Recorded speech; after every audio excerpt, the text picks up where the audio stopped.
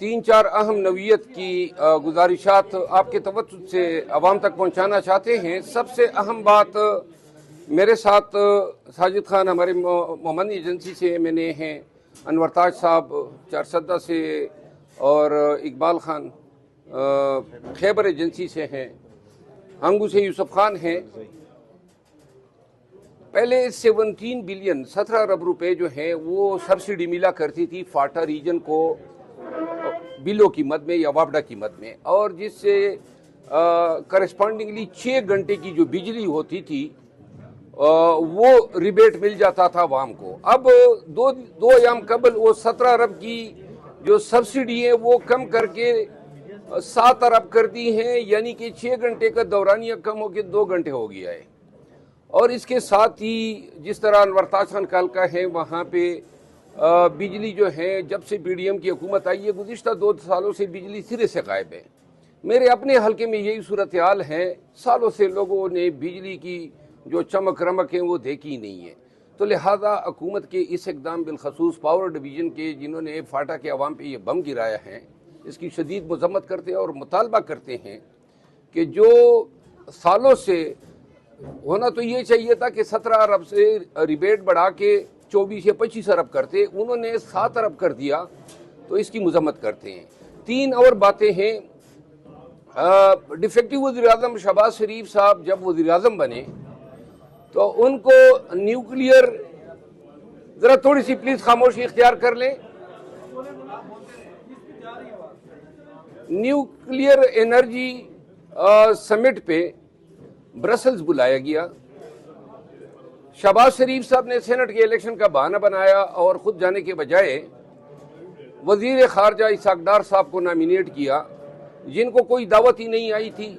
अब इसाक डार साहब ब्रसल जाने के बजाय लंदन चले गए, और जब वो लंदन गए तो लंदन में टेरे और यूके की गवर्नमेंट ने वजीर दाखिला को कोई इन्विटेशन ही नहीं भेजी थी, वजीर खारजा को कोई इन्विटेशन नहीं भेजी थी, ना उनके जो काउंटर पार्ट थे वो उस वक्त यूके में थे।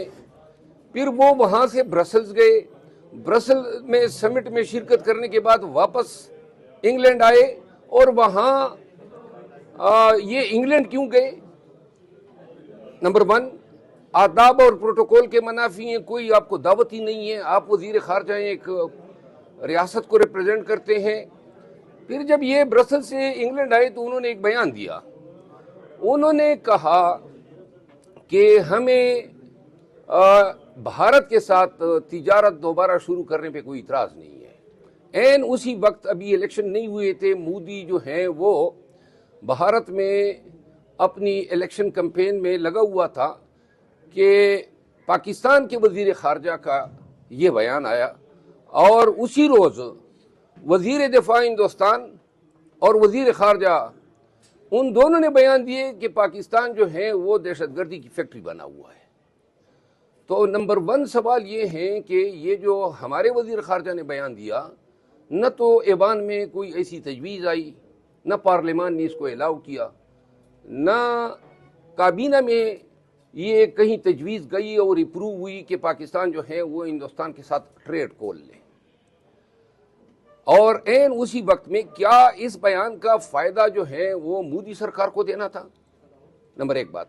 और दूसरी बात ये है कि ट्रेड जिनके साथ आपने खोल ली है, ईरान आपका बॉर्डर है, तकरीबन 959 किलोमीटर हमारी सरहद है, और 74 साल में पाकिस्तान और ईरान का एक ही ओपनिंग पॉइंट तफ्तान हुआ करता है। तफ्तान के अलावा इतनी लंबे बॉर्डर पे हमारा कोई दूसरा पॉइंट, मीटिंग पॉइंट था ही नहीं, या बॉर्डर जिससे हम क्रॉस करते। खान साहब ने 2021 में बरामद पशीन और एक और मकाम है, इन 2 पे एंट्री पॉइंट खोल दिए, और ये डिसाइड हुआ कि 12 मकामात पे जो हैं वो बॉर्डर एंट्री होंगी। अब वो 9 जो पॉइंट थे, ईरानी सदर आए और चले गए, लेकिन कहीं पे कौम को बताया ही नहीं गया कि हम ईरान के साथ अपने इक़्तिसादी ताल्लुकात बढ़ा सकते हैं। ईरान पाकिस्तान जो 750 kilometre Iran Pakistan gas pipeline था, कोई एलामिया जारी नहीं किया गया। 2009 میں एग्रीमेंट किया पाकिस्तान ने, 2011 में हमने 80 किलोमीटर पूरे करने थे, आज तक 1 किलोमीटर पूरा नहीं किया है। और जो यूनाइटेड स्टेट्स के साउथ एशियन के लिए जो असिस्टेंट सेक्रेटरी हैं डोनाल्ड लू, उन्होंने बयान दाग दिया 1 महीना कबल कि पाकिस्तान इस पाइपलाइन से बाहर आ जाए, और आज से 3 दिन कबल फिर रिपीट हो गया, बल्कि धमकी दी गई है। तो लिहाजा सदर ईरान जब आए तो यहाँ पे कौम को ये बताना चाहिए था, ये नहीं किया गया, बल्कि भारत के साथ ट्रेड का ऐलान किया गया। अफगानिस्तान के साथ आपके ट्रेड रूट्स और पॉइंट सारे बंद हैं। $7 बिलियन जो हैं वो पाकिस्तान ने खान के दौर में रेवेन्यू जनरेट करना शुरू किया था, वो आपकी बंद है, उस पे आपको फिक्र नहीं है। अफगानियों को जबरदस्ती धकेल रहे हो, 50 साल इन लोगों ने गुजार दिए, क्या बुराई है इसमें कि आप उनसे पैसे लेके उनको शहरियत दें? उनको शहरियत नहीं दे, तीसरी जनरेशन उनकी हमारी ज़मीन पे पैदा हो गई। और वहाँ पे जनाब सरकार ये कर रही है कि हिंदुस्तान के साथ ट्रेड के ऐलान तो कर रही है। जब आर्टिकल 370 जो है वो एब्रोगेट किया इंडिया ने कश्मीर के हवाले से 2019 में, ये जरा 5 मई 2019 की बात मैं आपको बता दूं, तो खान ने सेरीना चौक में काउंट अप क्लॉक लगाया चौक में, आपको याद होगा, और वो दिन घंटे और मिनट और सेकंड बताता था कि इतने दिन हो गए हैं कश्मीर के साथ ये जुल्म हुए। अचानक केयरटेकर के दौर में 23 अक्टूबर 2023 को वो क्लॉक किसने निकाल लिया और क्यों निकाला? यानी कि आपने तस्लीम कर लिया बाकायदा तौर पे कि आप आर्टिकल 370 के एब्रोगेट किए जाने की इस फैसले को आप मानते हैं। तो लिहाजा ये सवाल पैदा होता है इस हुकूमत से या केयरटेकर से, ये कंटिन्यूएशन है केयरटेकर की, कि आपने उस क्लॉक को ही रिमूव कर दिया जिसपे तमाम जितनी भी मिजरी सफीर सरबराहान ममलिकत इसी रोड पे जाते हैं। एक और अहम बात कि यूरोपियन कमीशन ने और यूनाइटेड स्टेट्स के स्टेट डिपार्टमेंट ने, दोनों ने पाकिस्तान के बुनियादी इंसानी हकूक के पामाली के हवाले से 2023 की रिपोर्ट शाये किए हैं। यूनाइटेड स्टेट्स का 100 पेजेस रिपोर्ट है, और मजे की बात यह है कि 9 मई का जो किस्सा था वो इस रिपोर्ट ने आश्कारा कर दिया कि 9 मई क्या है, और खान के ट्रायल का भी बता दिया है। पाकिस्तान में पॉलिटिकल प्रिजनर, खवातीन, बच्चों, बूढ़ों और पीटीआई के जो पार्लियामेंटेरियन और कैंडिडेट्स और लीडर के साथ जो हुआ है, उसकी एग्जीक्यूटिव समरी ये कहती है कि पाकिस्तान अमली तौर पे पाकिस्तान जो है वो अथॉरिटेरियन स्टेट बन चुका है। और इसकी तस्दीक जो है, जो दुनिया में अक़वाम मुत्तहिदा का इदारा है जो कि इकनॉमिक डेमोक्रेटिक ग्रेडिंग करता है, यानी दुनिया में जमहूरी ममालिक के जमहूरी अक़दार की पासदारी की बुनियाद पे उनकी ग्रेडिंग करता है। 2023 दिसंबर में, अभी उन्होंने 24 को काउंट नहीं किया है, उन्होंने पाकिस्तान की 11 दर्जे ग्रेडिंग जो है वो डाउन कर दी है और डिक्लेयर कर दिया कि पाकिस्तान जो हाइब्रिड रिजीम था वो अथॉरिटेरियन रिजीम हो गया है। अब हुकाम के सामने ये सवाल जरूर पैदा होता है, इंटरनेट बैन कर दिया, सहाफ़ियों को मारा, सहाफ़ियों को अगवा किया, आपने मीडिया हाउसेस पे अटैक किए, आपने सियासतदानों पे, आपने ट्विटर बंद कर दिया, यूट्यूब बंद कर दिया, आपने नेटवर्क बंद कर दिया। बेशक ये चोंचले कुछ रियासतें बर्दाश्त कर सकती है, ईरान अगर करे, सऊदी अरब करे, उनके पास तो अरबों के डॉलर हैं, आप किधर बर्दाश्त कर सकते हैं? यूरोपियन कमीशन ने आपको जीपीएस प्लस स्टेटस दिया, 7 से 8 अरब डॉलर की आपकी टैरिफ की मद में पाकिस्तान को बचत हो रही है। अब उन्होंने पाकिस्तान को सर्व कर दिया है नोटिस के साथ कि आपकी ह्यूमन राइट्स की वायलेशन यहां पे है, आपने रेटिफाई किए हैं इंटरनेशनल कोवेनेंट्स, उनके वजह से आपको टैरिफ की मद में छूट दी जा रही थी। अब आपका जमहूरी, आपका सियासी, इंसानी हकूक का स्टैंडर्ड जो है वो इतना गिर गया है कि अगर उन्होंने जो टैरिफ का फायदा फाइनेंशियली आपको मिल रहा है, अगर उन्होंने आपका ये स्टेटस विथड्रॉ कर दिया और ऑब्वियसली 3 माह के वाच पे लगा दिया है, तो 3 माह के बाद क्या होगा? नंबर 1, नंबर 2, रिफॉर्म इन्होंने ये किया कि टेक्सटाइल इंडस्ट्री के लिए इन्होंने जिससे हम सालाना तकरीबन 7 से 8 बिलियन डॉलर कमाते हैं, उन्होंने कहा जी धागा, केमिकल, फलां जो चाइना से आता था उनके लिए एलसी खोलने की शर्त आयद कर दी। और यूं जो है पाकिस्तान में वो रॉ मटेरियल ना आने की वजह से जो इंटरनेशनल कॉन्ट्रैक्ट हमारे ये गारमेंट इंडस्ट्री के टाइकून ने लिए हुए थे वो इंटरनेशनल मार्केट में लूज कर गए।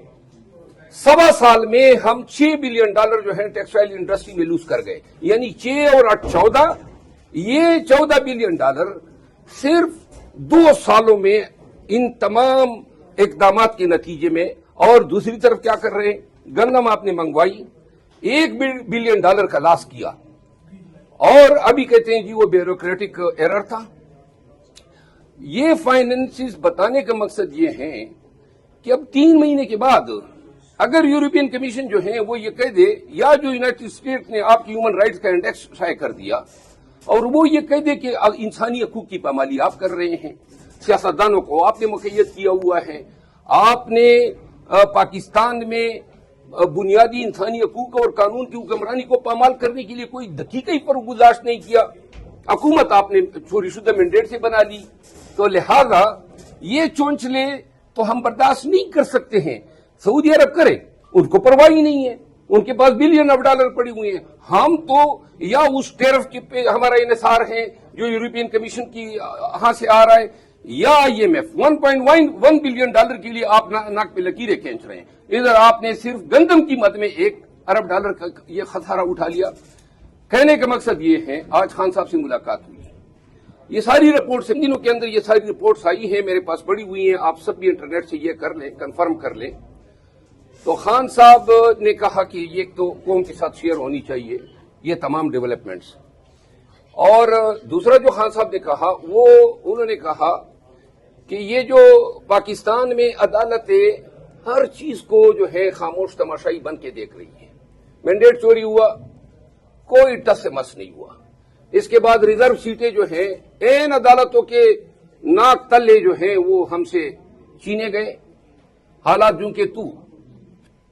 खान साहब और PTI जो है वो अदालतों के इस इन एक्शन के हवाले से बहुत ही ज्यादा बड़ा फरोख्ता है।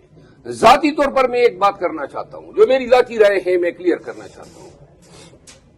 सुप्रीम कोर्ट ऑफ पाकिस्तान में हमारा मैटर गया हुआ है, बल्कि कई मैटर गए हैं, हत्ता कि वो मैटर 22 मई को हमने खान साहब की तरफ से पिटीशन दायर की कि जितने भी ये 9 मई के वाकयात हुए हैं इनकी जुडिशियल इंक्वायरी कर ले। आज तक ना हुकूमत जवाब दे रही है। 9 मई को इन्होंने हम पे इल्जाम लगाए दहशतगर्द हैं, ये बलवा किया, और एक इल्जाम ये भी लगाया कि शहीद कर्नल शेर खान के मुजस्मे को हमने तोड़ा।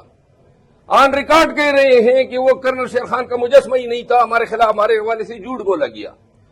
22 मई को खान साहब की तरफ से दायर शुदा पिटीशन, अमेरिका के स्टेट डिपार्टमेंट की ये रिपोर्ट, यूरोपियन कमीशन की ह्यूमन राइट रिपोर्ट, और हमारा ये दावा कि आए साबित करें IAS जुडिशियल फोरम में कि हम 9 मई के करने वाले हैं या हमारा उसमें कोई कंट्रीब्यूटरी रोल है। लेकिन चूंकि सारा रोल सारा की अदरा इनका था, 9 मई को पाकिस्तानियों पाकिस्तान की तारीख से निकाल दे तो PTI के साथ ये हालात हो ही नहीं सकते हैं जो आज दिन से हम गुजर रहे हैं। तो लिहाजा आज का दिन भी 9 मई के नताइज में से एक नतीजा है।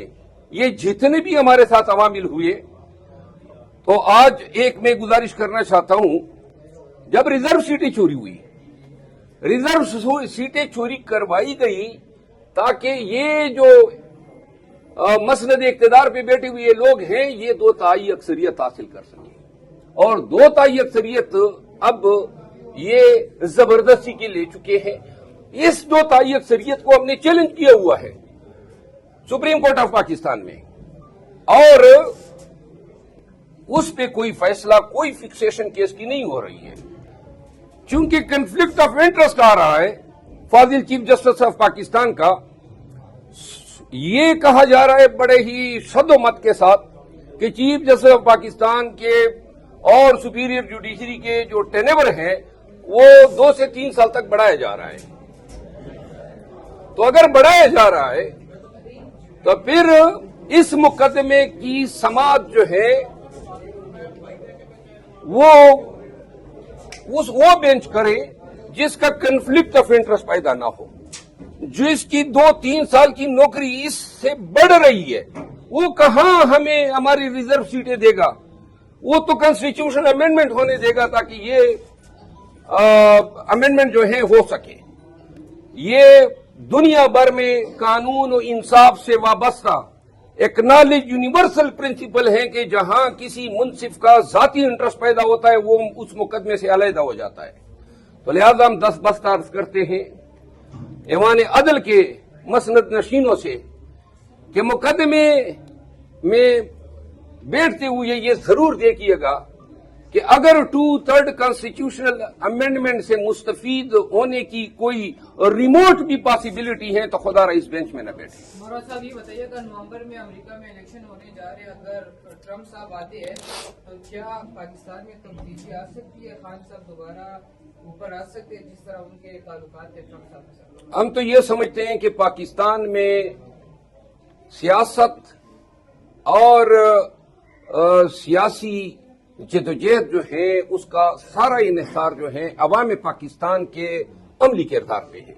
اگر پاکستانی جس دن یہ تہیہ کر کے نکل جائیں پورا پاکستان کہ ہم نے 76 سال سے جو ہم سے ناک سے لکیریں کھنچوائی جا رہی ہیں اس کا خاتمہ کرنا ہے، اقتدار بھی عوام کا، اختیار بھی عوام کا، ووٹ بھی عوام کا، بنانے والے حکومتیں گرانے والے وہ ہیں، اسٹیبلشمنٹ جو ہے اور آج سے نہیں ہے، 76 سال سے یہی۔ اور نتیجہ کیا ہے؟ نہ آپ کی فارن پالیسی رہی، نہ آپ کی معیشت رہی، نہ آپ کا ملک مکمل رہا، نہ آپ کی بیوروکریسی رہی، آپ کا پولیس کا نظام سڑ گیا۔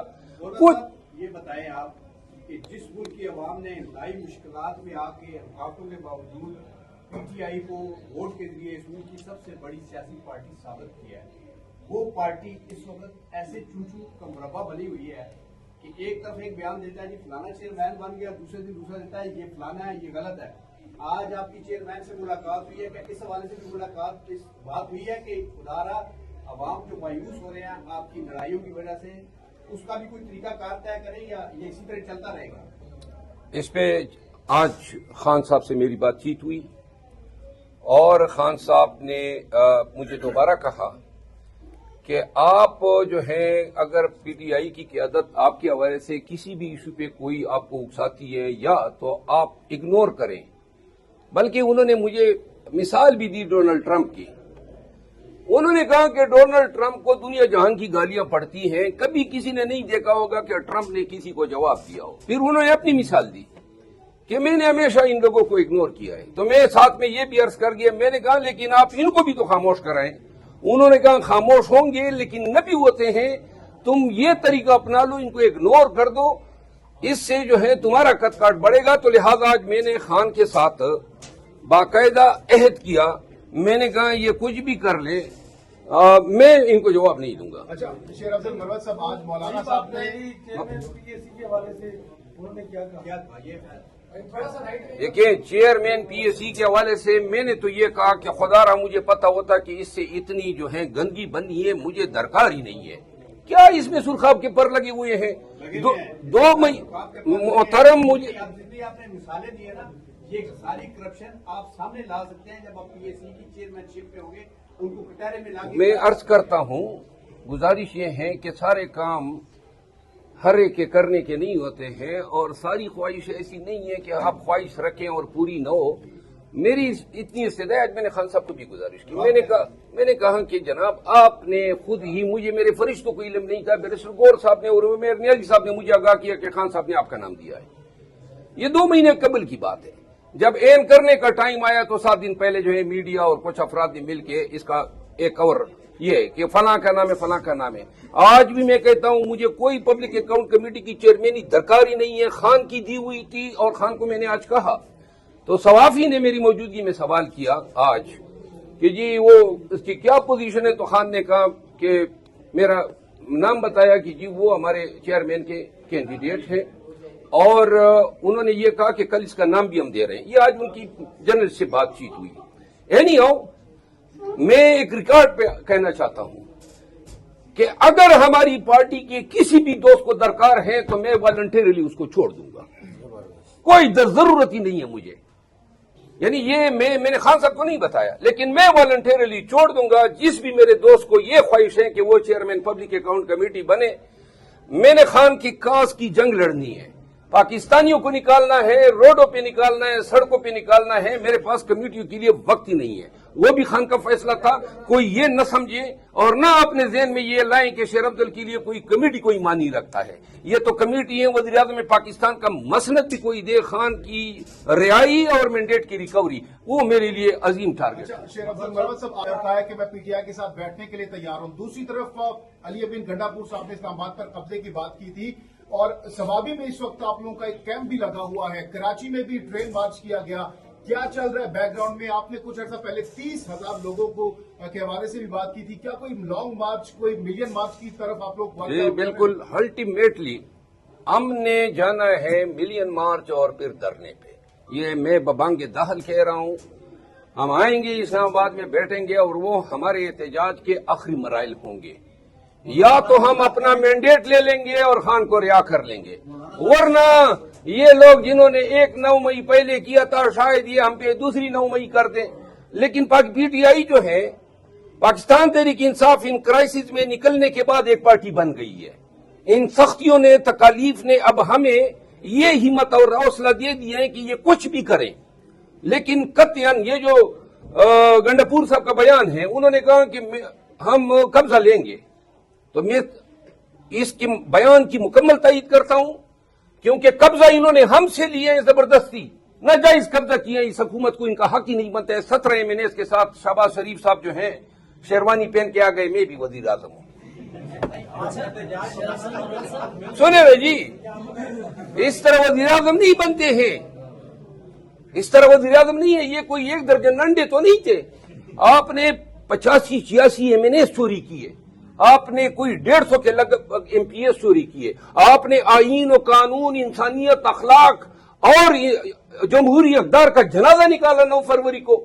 اور اب آپ کہتے ہیں ایک سرسائی زمین بھی ہونا، 1 مرلہ زمین ہو تو آپ میں سے کوئی دستبردار ہو سکتے ہیں جو اس پہ ناجائز قبضہ کر لیں. ہم اتنے بڑے مینڈیٹ پہ قبضے کو ہم کہیں کہ ہم آواز ہی نہ اٹھائیں.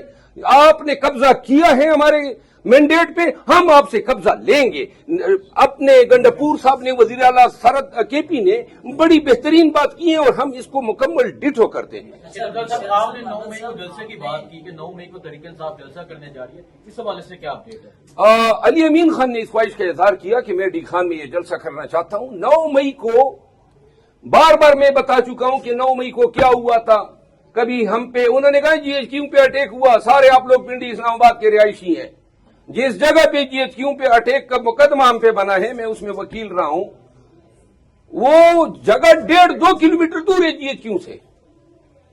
اور انہوں نے کہا جی کہ شہداء کے مجسمے توڑے گئے. پورے پاکستان میں ہر جگہ کیمرے لگے ہوئے ہیں، کوئی ایک کیمرہ یہ ریکارڈنگ لے آئے کس شہید کا مجسمہ توڑا گیا، یہ بھی جھوٹ تھا. پھر انہوں نے کہا کہ 9 مئی کو بلوے اور یلغار کیے گئے.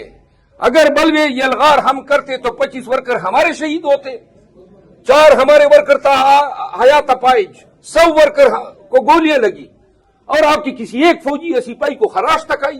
یہ 9 مئی تھا آپ کا. آپ کے کور کمانڈر کا گھر جلایا جاتا ہے. اتنا بڑا محل، اور نہ پولیس ہے نہ فوج ہے نہ روکنے والا کوئی ہے. یہ رانا ثناءاللہ کے گھر میں فیصل آباد جب یہ الغار ہوتی ہیں وہاں تو اس کو بچایا جاتا ہے. ISI ہیڈ کوارٹر فیصل آباد پہ اٹیک ہوتے کوئی نہیں ہے. کور کمانڈر کے گھر پہ، اور وہ کیمیکل کہاں سے آئے ان گھروں کو جلایا گیا. ہزاروں کیمرے ہیں کینٹونمنٹ میں، GHQ کے روڈ پہ، پشاور روڈ پہ، پشاور کے ریڈیو اسٹیشن پہ. کوئی ایک کیمرے کی فوٹیج 1 سال میں کیوں شیئر نہیں کی گئی کہ یہ جو PTI والے ہے، یہ PTI والے ہیں. اس دن پاکستان بھر میں سیلولر نیٹ ورک بند کیا گیا تاکہ PTI والے اپنے ورکر کو یہ نہ کہہ سکے کہ ادھر نہیں جانا ہے. اور اس دن انٹرنیٹ بند کر دیا گیا. اس دن پورے پاکستان میں کہیں پر 144 نہیں تھی، نہ 10 مئی کو تھی.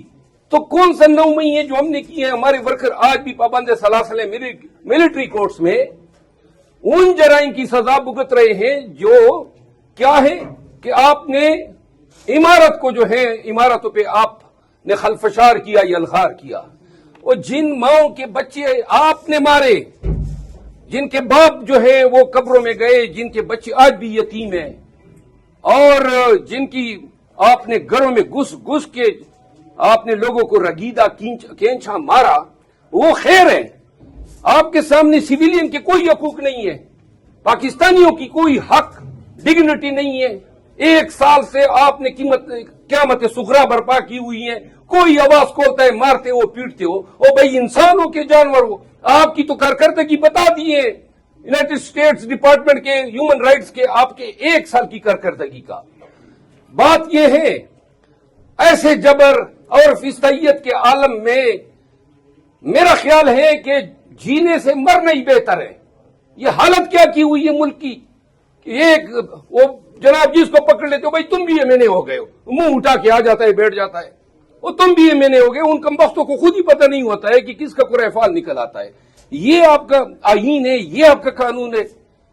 اور آج بھی آپ نے دیکھا جو جس طریقے سے انہوں نے بل اپروو کرایا, ٹیکس ریفارمز ہیں. میں اس پہ بولنا چاہتا تھا, اسپیکر صاحب نے جیل سے نکالنے کے لیے ہمیں ڈنڈے اٹھانے چاہیے, بندوق اٹھانا چاہیے. اور کیا طریقہ ہے؟ چیخ گئے, ہم عدالتوں میں گئے, روڈوں پہ گئے, نعرے کیے, جلسے کیے, جلوس کیے, اور ہر جلوس پہ انہوں نے ہمیں مارا, پرچے کیے, جیلوں میں ڈالا. گزارش یہ ہے کہ ایک پاکستان عاطف صاحب بنا ہوا ہے, یاد رکھیں. یہ سب کچھ ہم بھگت گئے, ساری بدماشیاں دیکھ لی ہے. عاطف پیشاب بنا ہوا ہے, ارباب اقتدار وہ اس کے ٹاپ پہ بیٹھ کے ہوکا گڑگڑا رہے ہیں. یاد رکھیں, یہ سوال جب آپ کرتے ہیں معاملات کو اس نہج پہ نہ لے جائیں, ورنہ ہمارے لیے ریاست جو ہے وہ ہمارا حق ہے. ہمارے حق میں کوئی پاؤں رکھے گا, اس پاؤں کو اٹھا کے ہم رگید دیں گے زمین پہ. خان صاحب, اگر یہ ہمیں انصاف نہیں ملتا ہے تو ہم بالکل ببانگ دال اعلان کرتے ہیں, اور آج بھی خان صاحب سے بات ہوئی ہے, ہم نکلیں گے, پاکستان نکلے گا, اور اپنے زور بازو سے ہم اپنا مینڈیٹ بھی ریکور کریں گے, اور جو لوگ ہمارے دائمی حاکم بنے ہوئے ہیں ان کو واپس دھکیلیں گے.